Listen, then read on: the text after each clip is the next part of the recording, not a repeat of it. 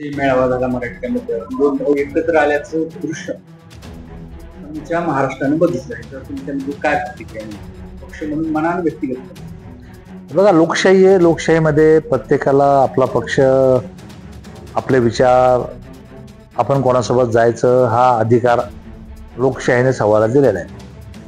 म्हणजे अडवलं कोण होतं? आम्ही अडवलं होतं का एकत्र यायला? ते त्यांचेच वेगळे झाले, ते त्यांचेच एक होतात. आम्हाला काय घेणं देणं त्याच्यावर?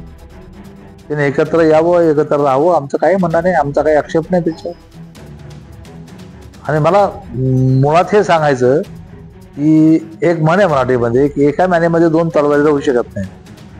तर या एका मानेमध्ये या दोन तलवारी कशाला दिली?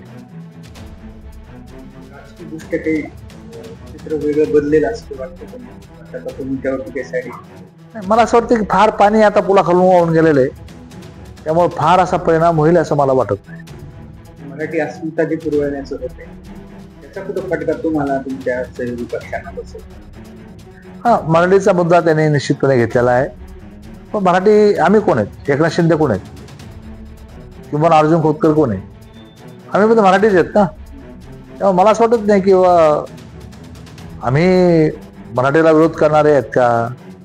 आम्ही पण मराठीचा पुरस्कार का करणारच आहेत ना. त्यामुळे मला वाटत नाही की फार काही याच्यात होईल.